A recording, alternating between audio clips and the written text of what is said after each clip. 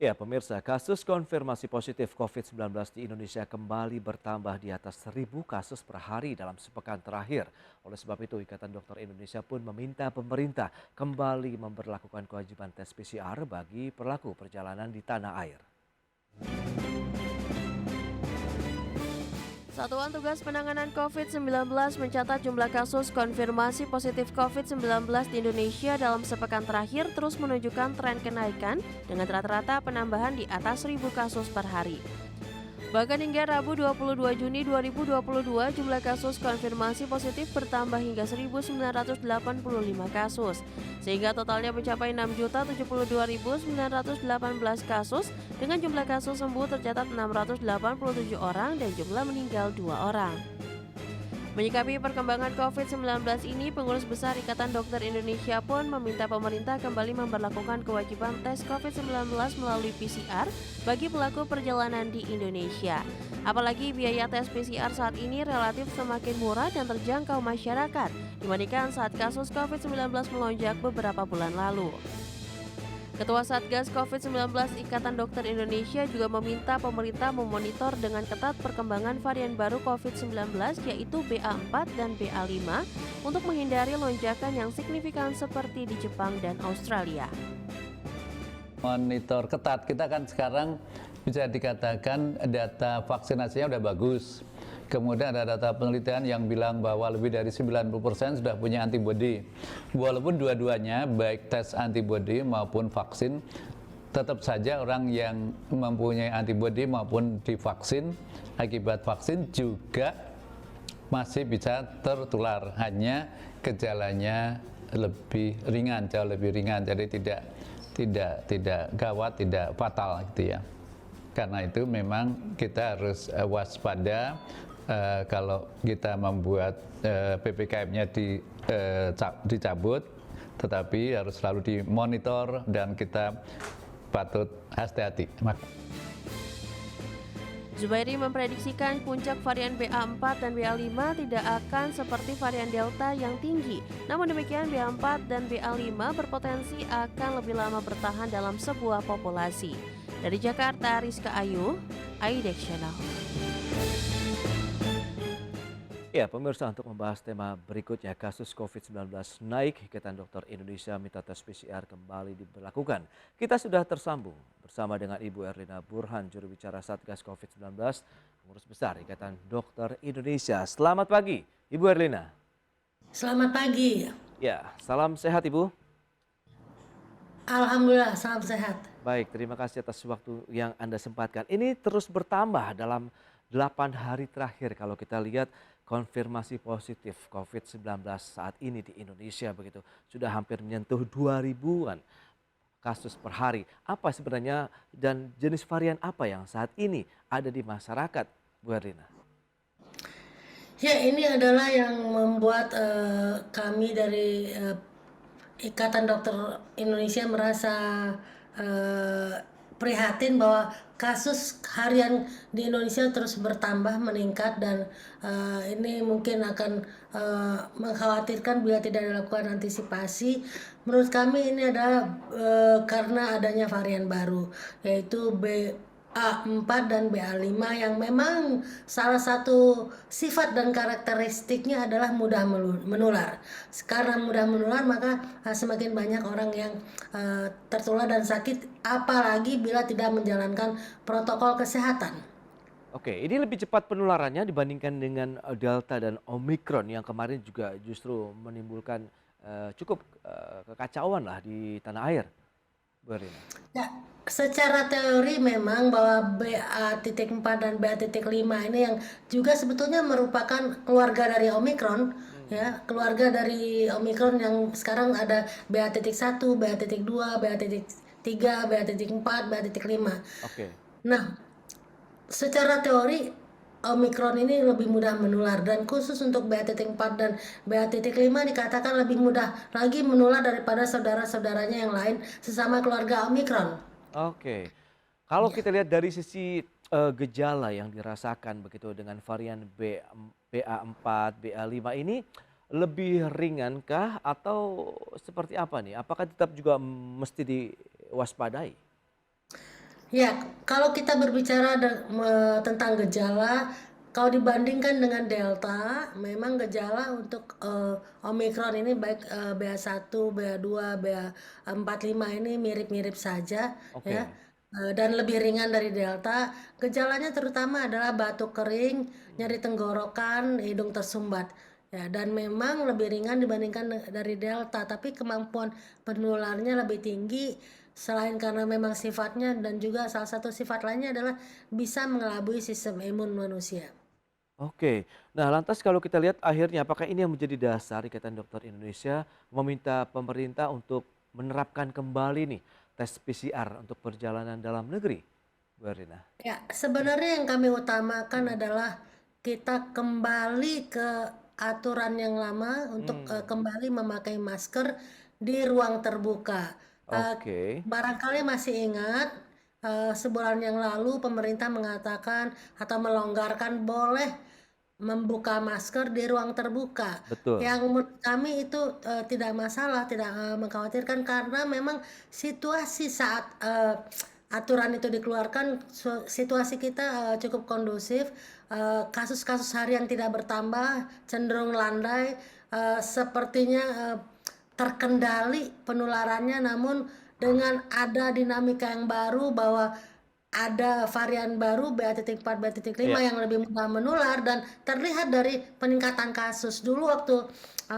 pemerintah menyampaikan tentang pelonggaran boleh tidak memakai masker di ruang terbuka itu kan kasusnya 200-an ya. Ya. Tapi sekarang kan naik tiap hari bahkan nyaris sampai 2000 yang kemarin itu. Jadi Iya. inilah yang membuat kami mengatakan yuk pakai masker lagi, kembali lagi pakai masker karena situasinya dinamis. Oleh sebab itu kita mengantisipasinya juga dinamis berubah-ubah.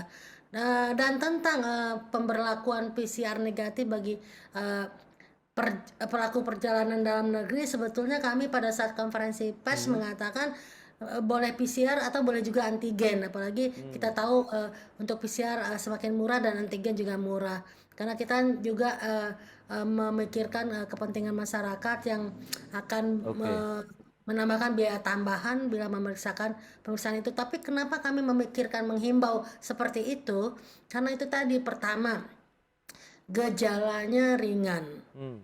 Bisa jadi masyarakat tidak tahu kalau dia terkonfirmasi Oke. karena gejalanya ringan dan kalau tidak tahu kan mungkin tidak disiplin juga akan lebih abai apalagi kalau bepergian itu kan banyak di ruang terbuka juga lalu tidak pakai masker. Nah, ini berpotensi untuk menularkan. Sebetulnya itu saja sebetulnya. Ya, memang kalau kita lihat apakah ini lebih kepada ke tingkat disiplinan masyarakat kembali begitu. Karena memang sebelumnya sudah ada himbauan juga, bahkan sudah ada statement boleh kita membuka masker di ruang terbuka begitu. Meskipun banyak juga yang masih ada nih menggunakan masker karena sudah menjadi bagian dari gaya hidup lifestyle mereka ataupun menjadi bagian dari keseharian mereka. Tapi banyak juga akhirnya yang sudah membuka masker. Apakah inilah yang menjadi salah satu pemicu terus bertambahnya kasus konfirmasi positif? Itu salah satu saja, tetapi Hmm. yang sebetulnya cukup berpengaruh dominan adalah dengan ada varian baru ini. Hmm. Konfirmasi positif COVID-19 per tanggal 22 Juni 2022, data selengkapnya di layar televisi Anda.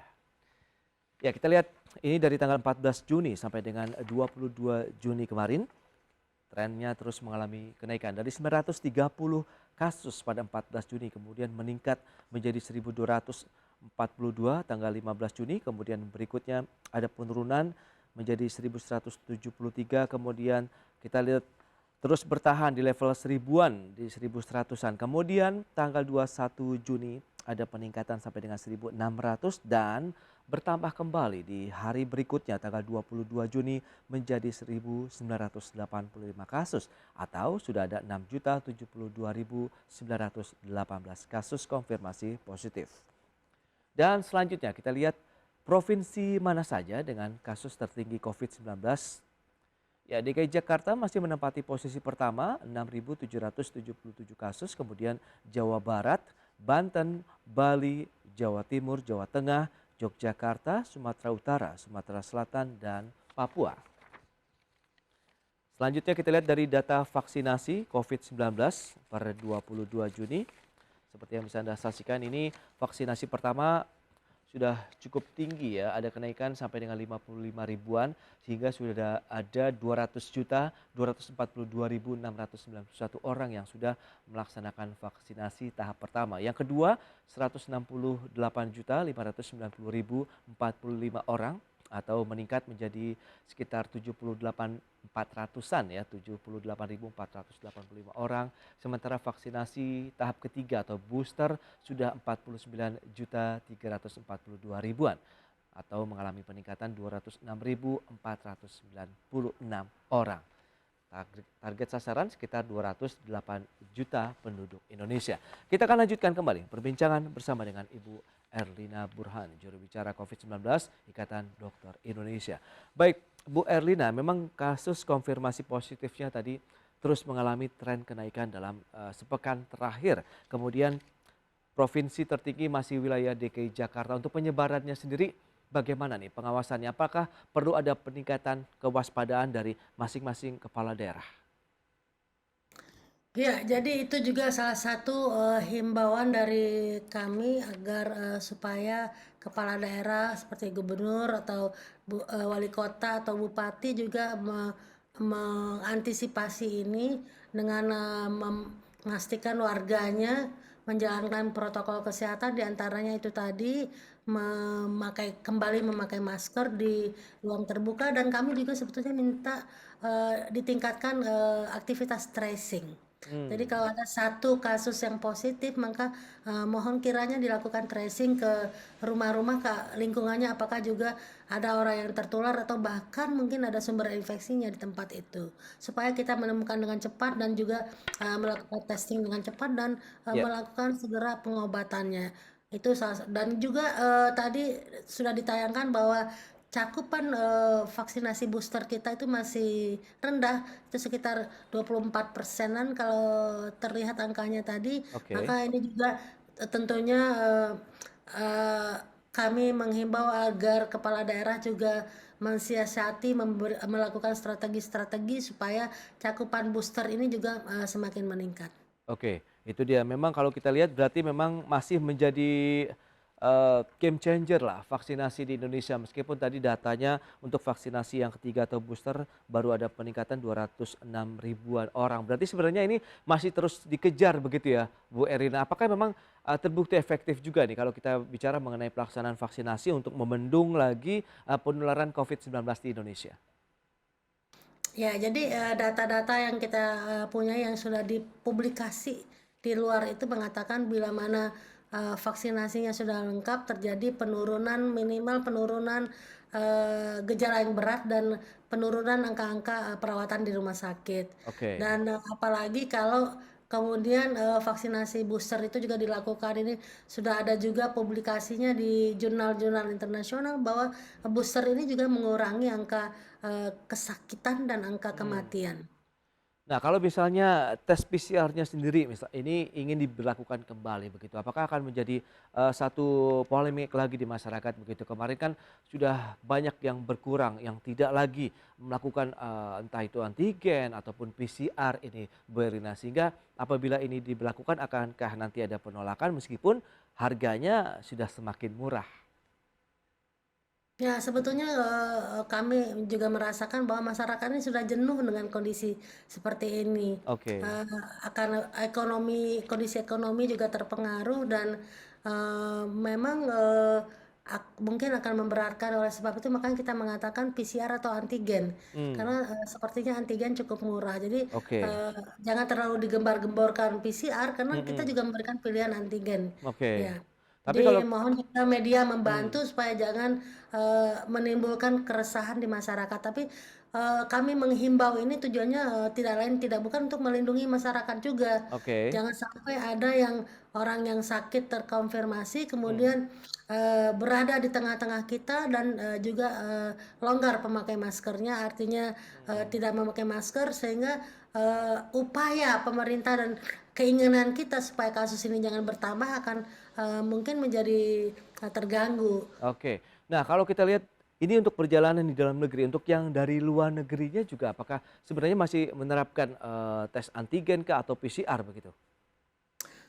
Selama ini kan sebelum terjadi peningkatan kasus di mana-mana, yang saya Mhm. tahu kalau perjalanan luar negeri itu cukup dengan memberikan sertifikat vaksin Oke. yang lengkap atau yang booster, dan dikatakan kalau vaksinnya tidak lengkap itu perlu pemeriksaan PCR. Itu Mmm, yang perjalanan luar negeri yang selama ini. Tapi saya tidak tahu kemudiannya apakah kemudian juga akan dilakukan iya, perubahan. Tentunya itu kita serahkan kepada oke. pemerintah masing-masing ya. Ya, dengan adanya peningkatan kasus konfirmasi positif ini, Anda lebih menekankan kepada tracing-nya kah? Atau bagaimana dengan penerapan wajib maskernya lagi nih, Bu Erlina? Iya, kalau kami sih meletakkan nomor satu itu adalah memakai masker kembali, karena Oke.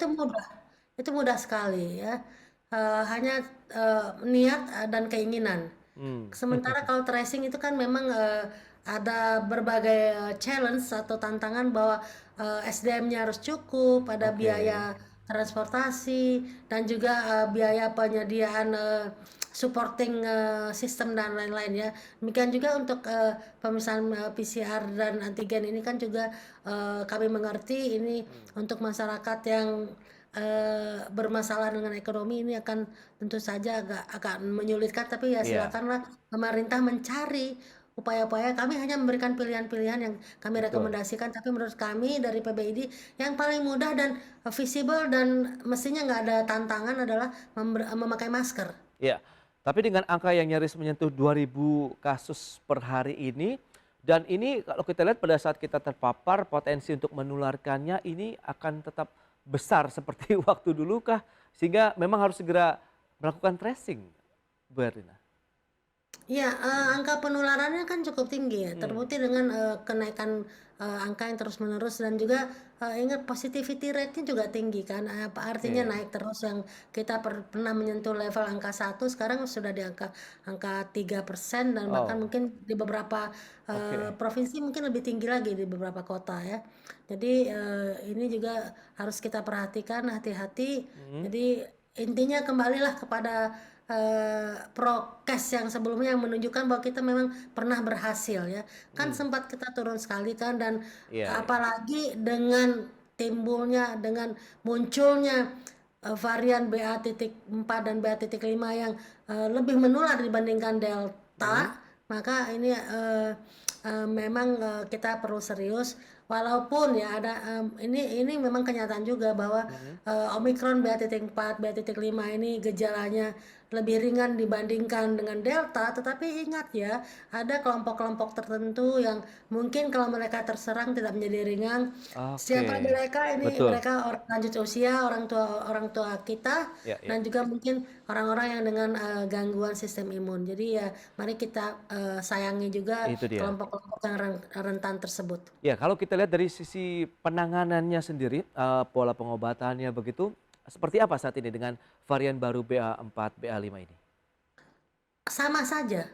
Jadi Oke. penanganannya sama saja, tetap ada 2 pilihan, isolasi mandiri atau Mmm, dirawat ya. Dirawat oke. tentu saja ada syarat-syaratnya, harus bergejala sedang atau berat Mmm, baru kemudian dirawat, tapi kalau tanpa gejala atau ringan cukup di rumah saja, isolasi mandiri, dan obat-obatannya juga sama saja. Tapi oke, yang menjadi masalah kan sekarang tingkat penularannya yang yes. lebih tinggi ya. Oke, optimisme Anda Indonesia bisa menuju endemi COVID-19, Bu Erlina?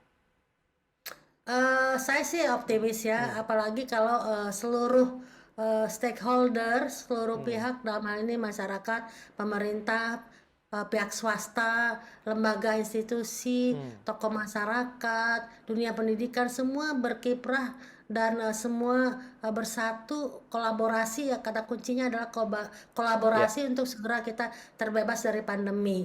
Dan tapi oke, jangan juga beranggapan bahwa kalau pandemi itu artinya bebas dari penyakit, tidak. mmm, Pandemi itu artinya penyakitnya ada, tetapi konstan jumlahnya, tidak meningkat dan tidak menimbulkan eh, keemergensian seperti sekarang ya. iya, Jadi terkendali, maksud saya begitu. baik, Penyakitnya ada tapi penularannya terkendali. Itulah yang mmm. disebut dengan endemis. Jadi jangan salah pengertian juga menganggap endemi itu tidak ada penyakitnya. Iya, betul. Itu dia menjadi pemahaman masyarakat bahwa yang paling utama adalah kedisiplinan diri kita juga untuk menerapkan protokol kesehatan. Wajib memakai masker nampaknya juga mungkin harus menjadi suatu kebiasaan lagi yang terus dilanjutkan begitu ya Bu Erlina ya. Ya. Baik, Ibu Erlina terima kasih banyak atas sharing yang Anda berikan untuk pemirsa IDX Channel. Semoga kita bisa segera bangkit juga, bisa segera keluar juga dari pandemi COVID-19 di Indonesia. Terima kasih dan salam sehat Bu Erlina. Ya, salam sehat. Baik pemirsa, demikian perbincangan kami bersama dengan Ibu Erlina Burhan, juru bicara COVID-19 dari Ikatan Dokter Indonesia. Saya Prasetyo Wibowo beserta kerabat kerja yang bertugas undur diri. Terima kasih dan sampai jumpa.